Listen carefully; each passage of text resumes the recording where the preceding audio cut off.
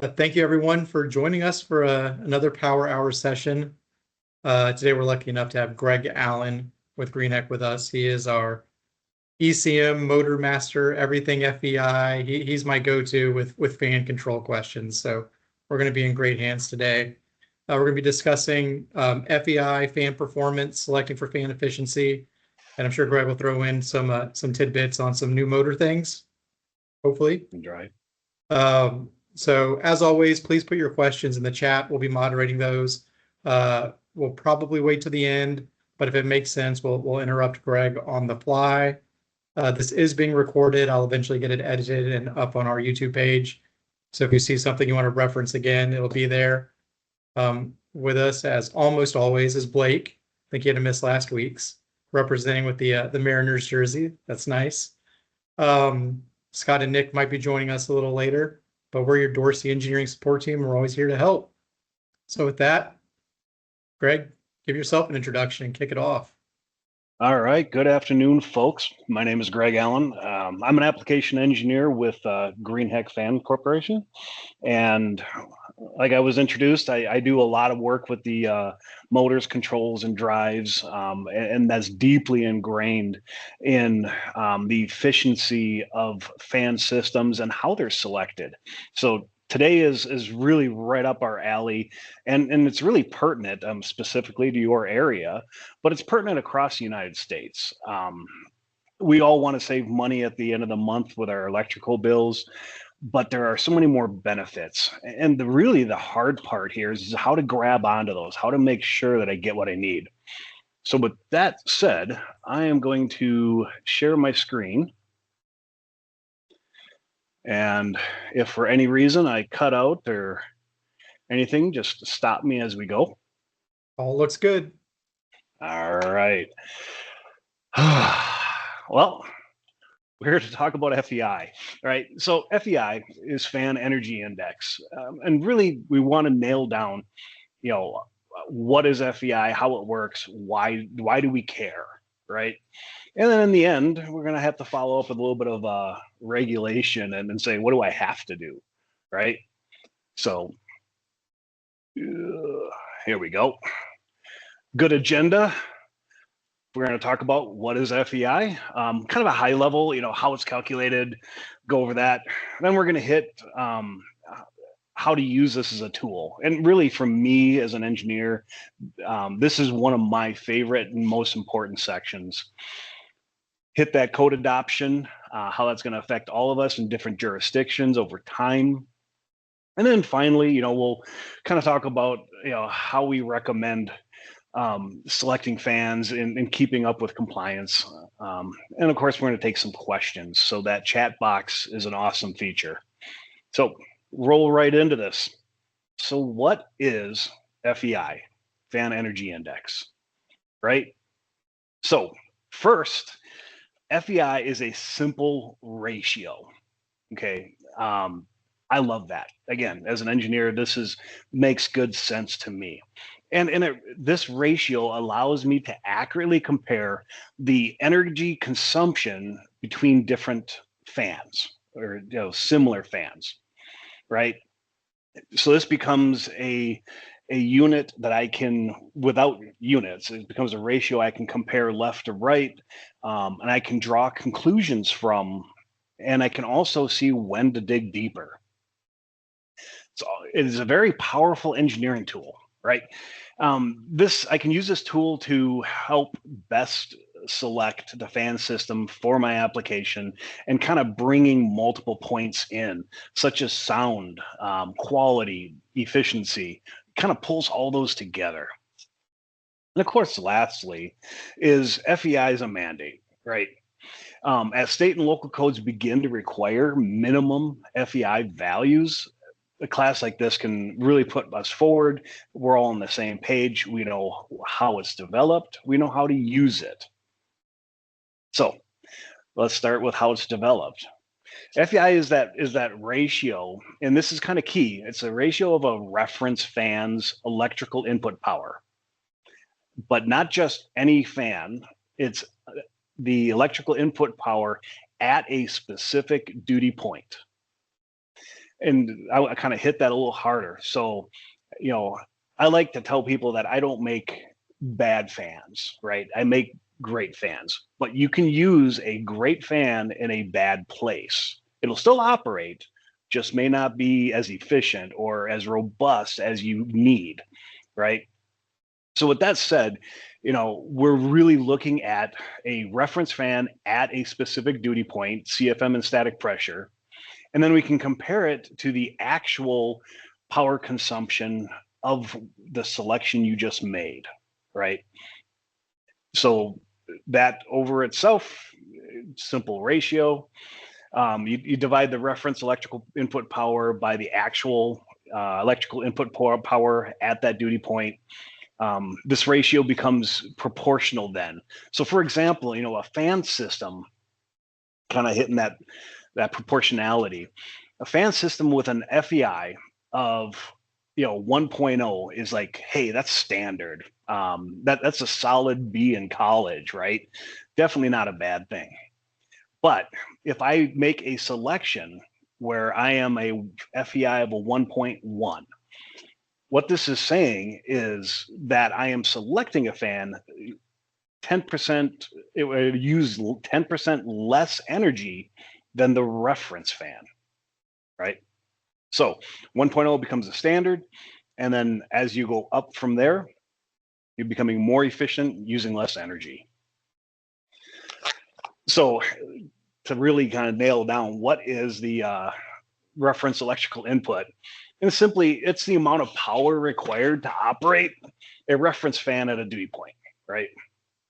So the reference fan was determined by AMCA. That's the Air Movement Control Association. They used actual fan data submitted by all their AMCA manufacturers, and it was determined a reference electrical input power that represents a typical energy consumption for each duty point. The reference fan then is this conceptual fan capable of producing the required, CFM and static pressure at that duty point. It also assumes it's a 60 hertz motor, that's 4 poles, and a minimum of IE3 efficiency. For each duty point, there is only one reference fan electrical input power value.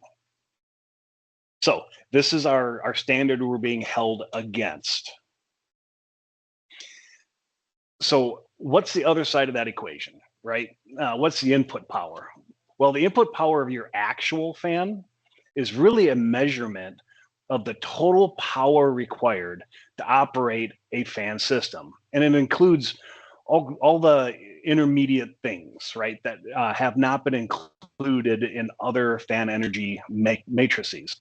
Metrics before FEI have measured, the aerodynamic efficiency of a fan impeller, its housing, but they really ignored a lot of the other components in the fan system. In addition to the fan's aerodynamic efficiency, FEI looks at the input power for motor efficiency, losses due to bearings and belts and pulleys and VFDs, right? So we're bringing this, from beginning to end, the power consumption of that as a unit. Many engineers we've talked to over time, have said that, hey, I use brake horsepower as my metric, right?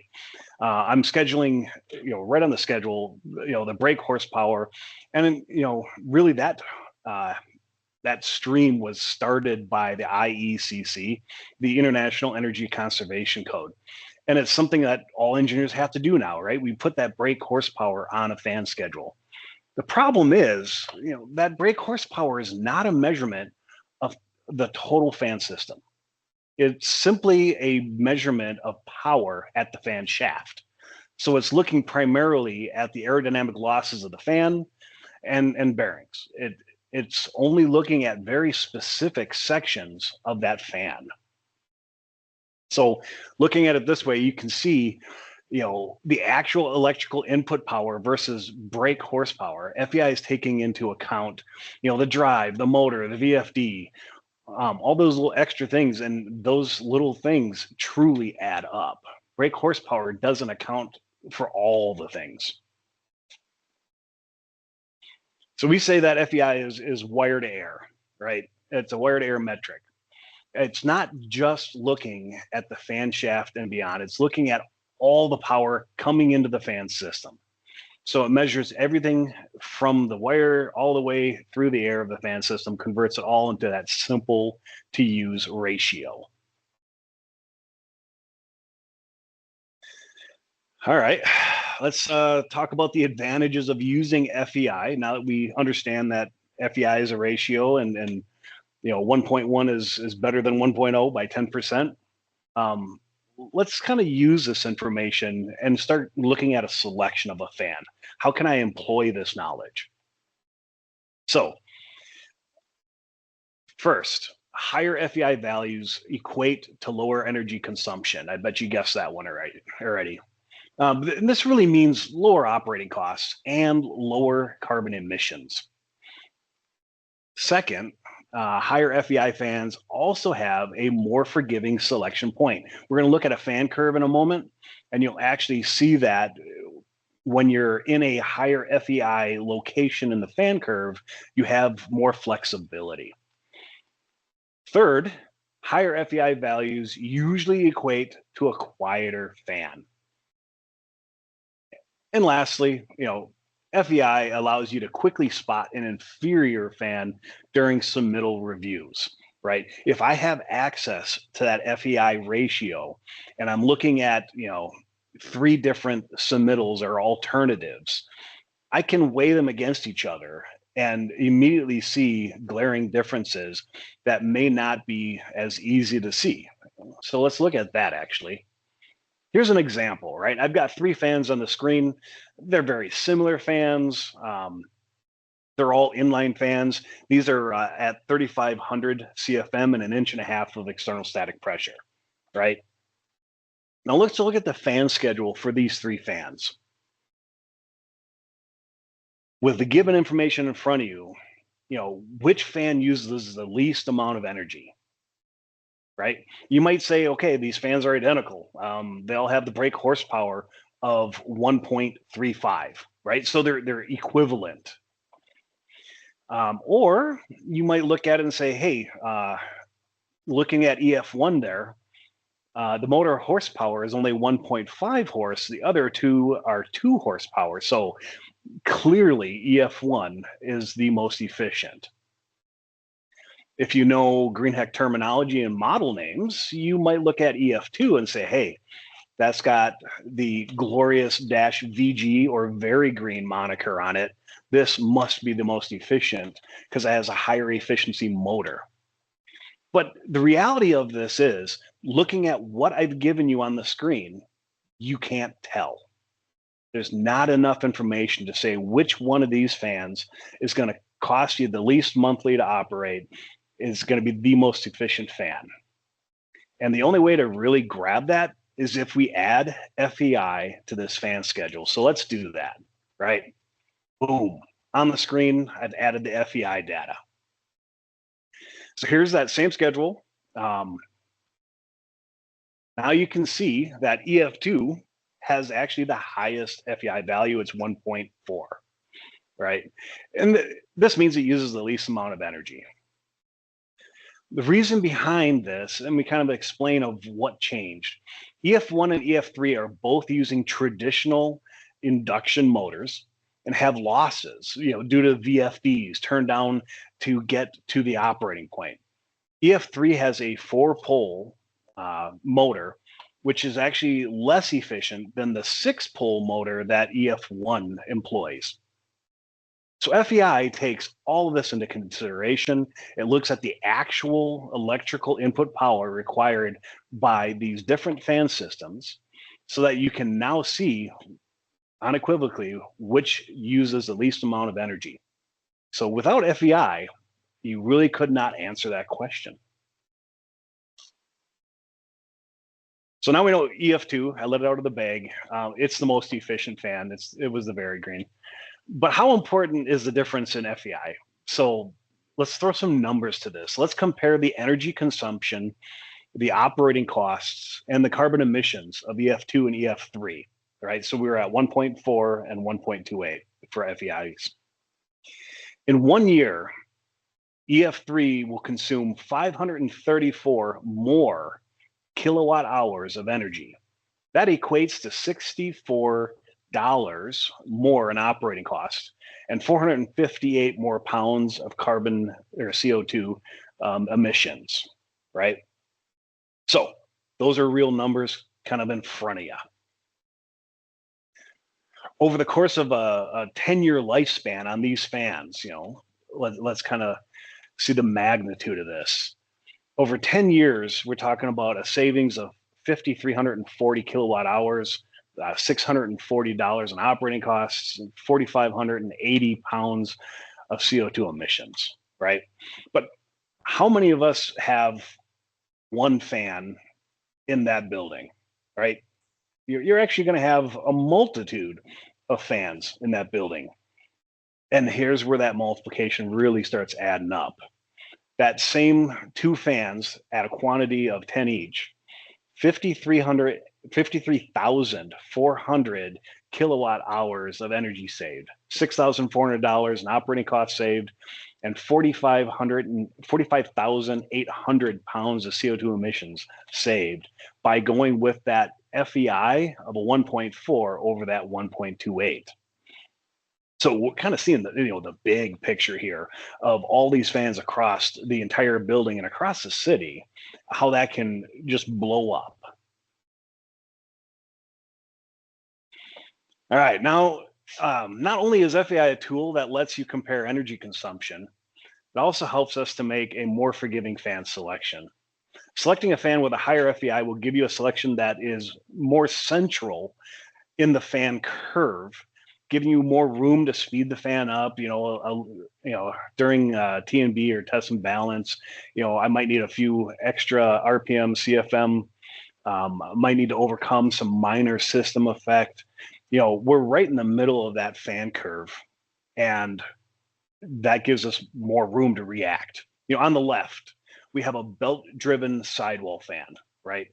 The shaded blue area represents the entire range of operation or different duty points that fan can do where the FEI is at least 1 or greater, right? Pretty good little SWAT. You can see where I don't have a lot of room. If I speed it up just a little bit, I'm going to be down in that FEI of a 0.09 now. Now on the right-hand side, we're looking at a direct drive version of that exact same fan. But this fan has a higher FEI value because it doesn't have losses due to the belts and pulleys. So that alone is going to push the FEI values up. And you can see here that this fan has a larger operating range where that FEI is greater than 1. Again, highlighted in blue. So you have a lot more area to move around and react. So this is just a great example of seeing FEI on a fan curve and really being able to see where the sweet spots are, right? These fans can hit all these different points on the fan curve. Some points, some duty points, are more efficient for that fan system. Kind of roll into size and sound here. This example shows how higher FEI may also correlate to better sound performance. In this example, we have 2 sidewalls, right? And they're at different sizes. The larger fan is operating at a slower speed, larger impeller, slower speed, and it's in a more efficient, higher FEI value range, right? Because it is operating at that slower speed, well, it's also operating quieter. And we can see on the page here, we're comparing 7.7 zones to that smaller fan moving the same amount of air, 5,000 CFM, but also 11.7 zones. So relying on that FEI also had an ancillary effect to pushing us into a little bit larger fan that was more efficient and quieter. So a small difference in FEI can indicate a significant difference between comparable fans. If you notice even a slight FEI difference, you kind of need to check further. right? So if I get 3 fans back, looking at all, submitted alternatives, and I had a minimum FEI in the schedule, when it deviates from that value that you as an engineer put on the page, you really want to look a little bit deeper. What did we give up by losing some of that FEI? And so here's some things we can check, right? Verify the motor is the correct type, right? Check that both fans are using the same drive type. You're not comparing a belt drive to a direct drive. If you intended to have direct drive, that grabbing onto that higher FEI, submitting on a belt drive, you're going to see the FEI values drop because you're incorporating those losses now that a direct drive doesn't have. There might be differences in motor voltage, phase, horsepower, or even poles, right? Poles are one of the ones that I hear most commonly that was missed. Is this a 900, a 1200, and 1800 RPM motor? We also want to check that the fan controls, like VFDs, are being included. If that number is bigger than you expected, you had a minimum FEI of 1.2. That's what your research and your what you selected was, and it comes back as a 1.3 or 1.4. You might want to look at that and say, hey, did they include the effects of a VFD? Right? Was the VFD just not on the schedule at all? Right? So that difference in what you expected to what's submitted is really cluing us in to look a little more. Is there a difference in impeller technology? Not all impellers are equal, right? They all have where they best perform, but compared to each other, there's differences. Some are more efficient in different areas. And lastly, did the sound go up, right? I have that change in FEI ratio. Look at the sound. And was there a huge difference that just created there? Be aware of the changes in FEI and the compromises you're going to have to make, or the trade-offs you're going to have to make. All right, I'll get off my podium for a moment. So if you remember one thing from this whole section, remember that higher FEI will usually mean that you have selected a better fan for your application. So let's go into our favorite part, government regulation. Always my favorite. So here's a quick little fan efficiency regulatory journey, a little timeline. Back in 2017, the Fan Energy Index metric was introduced by with AMCA 208, which defines how FEI is calculated and tested, right? So this gave us the path to get the information, to calculate it, and to display it, right? The ASHRAE 90.1 2019 edition then includes the FEI and a set minimum FEI value as a guideline for design specifications. The IECC adopted FEI back in 2021 and also set minimum values. It is mandating a third-party certification for FEI values. AMCA right now has the only recognized certified program for FEI. It's a good piece of knowledge to have. But in 2021, jurisdictions began adopting that latest version of ASHRAE 90.1, the 2019, and the IECC 2021 standards, right? So now we're really adopting these, and the Oregon Energy Efficient Specialty Code, or with that, Oregon as a state became the first to adopt ASHRAE 90.1 2019. Also in 2021, Connecticut became the first state to adopt the 2021 IECC. So give you an idea of locations and dates here. In 2024, a proposed revision to the 2027 edition of the IECC required duty point FEI to be on fan schedules. This is a big deal, folks, right? So now they're actually requiring that to be on fan schedules. The same as the reason brake horsepower is on equipment schedules today, it was because of an IECC requirement. So we're going that next step up. I'm going to require that on fan schedules as well. And we just kind of went through an entire round of how I can use that on a fan schedule and help me make really good decisions. So on April 29th, 2024, California began to require compliance with the Title 20, right? And this affects manufacturers selling into California, and it requires a minimum FEI value that manufacturers need to be in line with. As you see in the next couple of slides, 90.1 2019 version is quickly being adopted into energy codes at state and local levels. And all this has been done in the absence of federal regulation. Just pointing that out.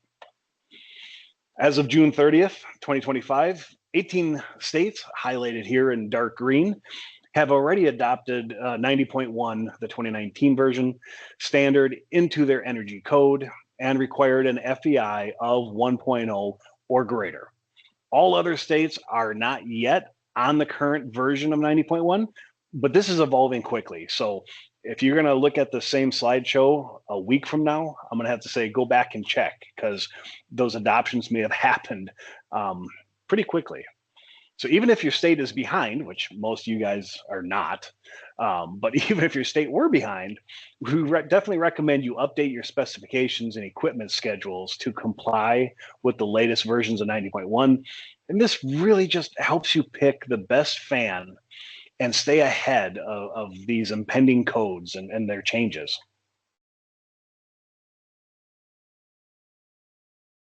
All right, there are a few exceptions I kind of want to point out. Stuff that's typically exempted from requirements for FEI. Number one, there is if a fan is embedded in another piece of equipment and that piece of equipment is already regulated, then the fan is exempt, right? The regulation for the equipment overrides that, right? If the fan is subject to other energy regulations like ceiling fans, well, then FEI is exempt. If the fan is used in a critical application, for an example, like explosive environments, it may also be exempt. And one more thing, this last line, this is a tripper. Fans with motor horsepower less than 1.0 are currently exempt, right? So if you're looking in your favorite fan selection software, and you're seeing 1.2 and 0.9 and 1.8, and all of a sudden you have an offering that has a dash, no information, maybe it's blank. Look at the horsepower. If it's less than 1 horsepower, it's in that exempt zone currently. Many of those green states that were on the map there that are using FEI may have adopted the 2021 version of the International Energy Conservation Code, IECC. This code requires third-party certification for compliance. Currently, AMCA is that only FEI certified ratings program that's a CRP. And this means that the fan used in states that have adopted the IECC 2021 should bear the AMCA seal for FEI.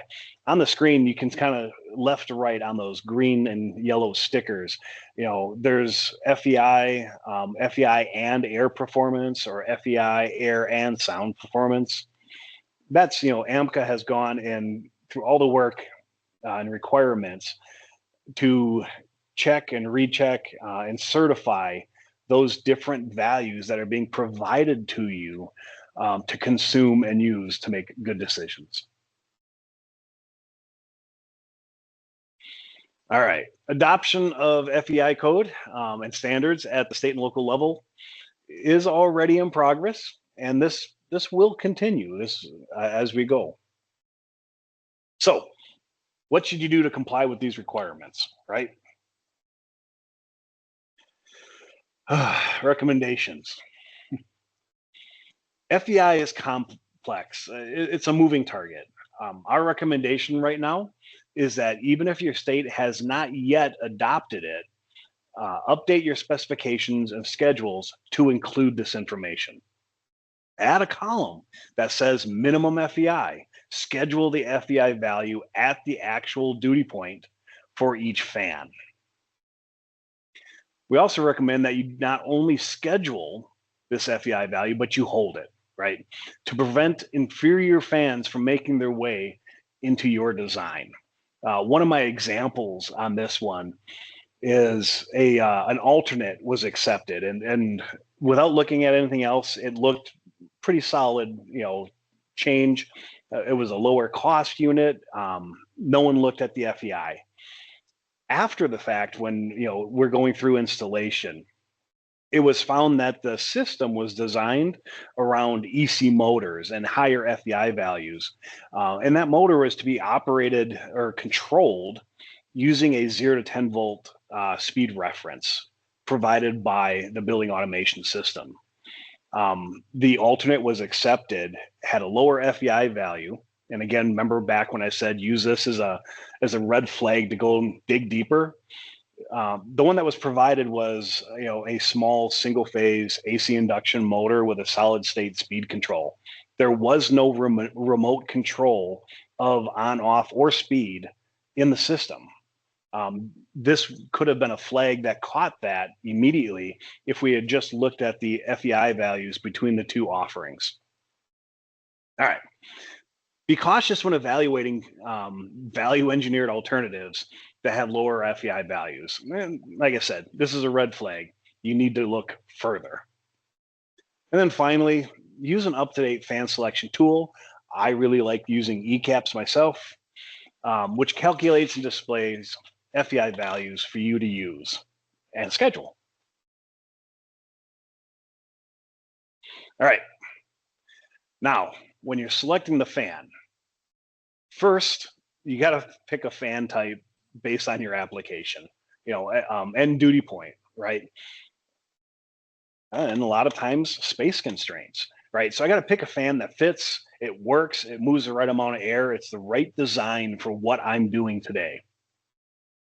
Once you've picked that fan design, you can determine the best fan type using FEI to optimize that energy consumption.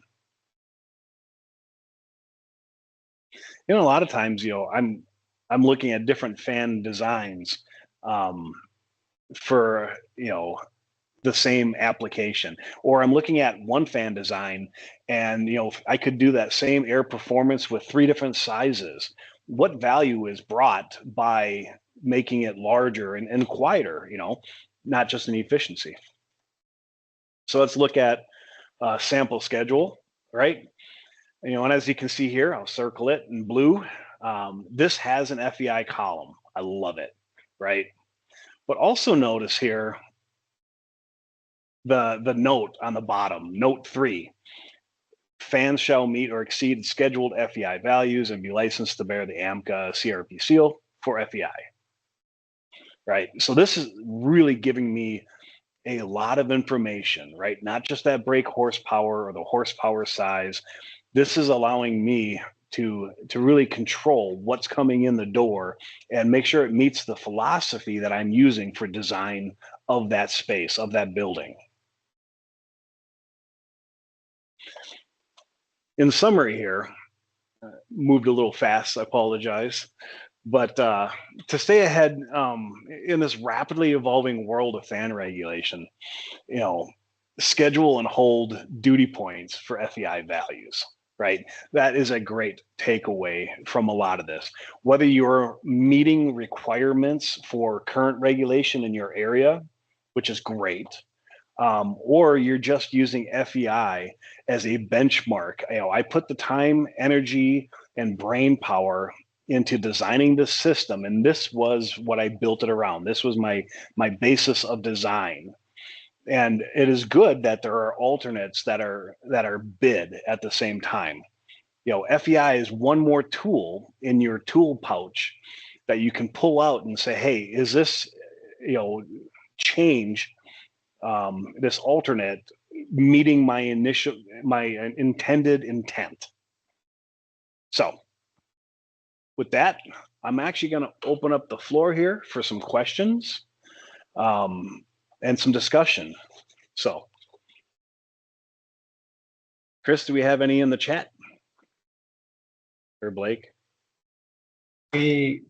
only had one, and that was regarding FEI being a metric that was in ECAPS. So I kind of did it's funny, right before you got to it, I actually did a little selection and did a snip and showed where that was. Awesome. So any more questions on FEI and selecting fans for efficiency?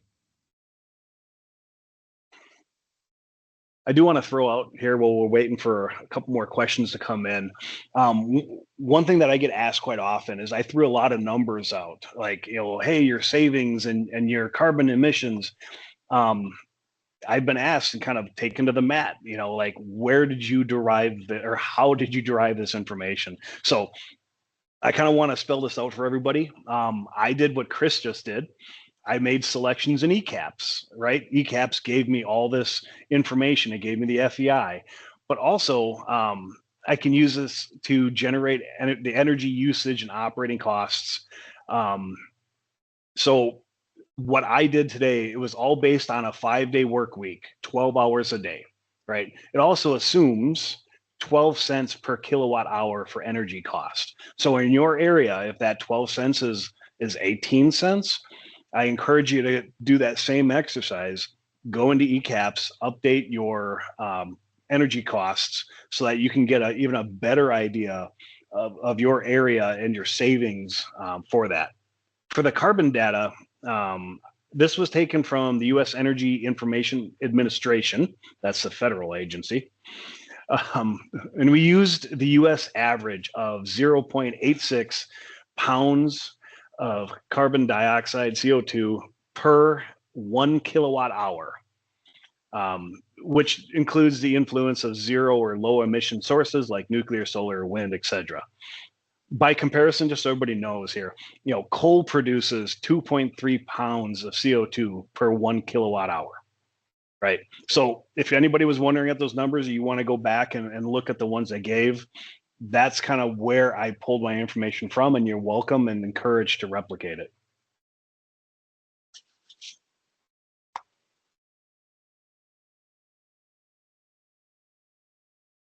Are there any other questions? You might just be too good there, Greg. I was kind of excited and having fun today, so I maybe a couple extra coffees this morning, so I moved a little quickly. I apologize. Oh, no worries. I'm not against giving some time back to our customers, but I know you're kind of in the know of the cool motor technology happening behind the scenes, and some of it is semi-secret. Is there anything you can share for public consumption? Oh, absolutely. That's a great question. One of the things that we saw today throughout our presentation is that, motor technology makes a very massive difference, right? There's a big difference between, a single phase AC motor and an EC motor. There's a difference when you apply VFDs. Now, the outcomes of having these different technologies is quite required. Also that belt drive versus direct drive, that is a fun argument to have. And if we look at 10 years ago, 20 years ago, for power roof ventilators, those really cool spun aluminum things on a roof, 80% of those were picked as belt drive. I'd say about 15 years ago, 80% of them were picked as belt drive. Today, run the same numbers, 76% are picked direct drive. I mean, our entire industry just shifted, and why would an entire industry that's not known for moving quickly all of a sudden change their buying habits or selection habits? And really it comes down to different technologies are available today than were available 20 years ago. 20 years ago, your belt drive was the most common, cost-effective, repeatable way to balance a fan. Today, we have motors that you can put a VFD on it. VFDs are more efficient now.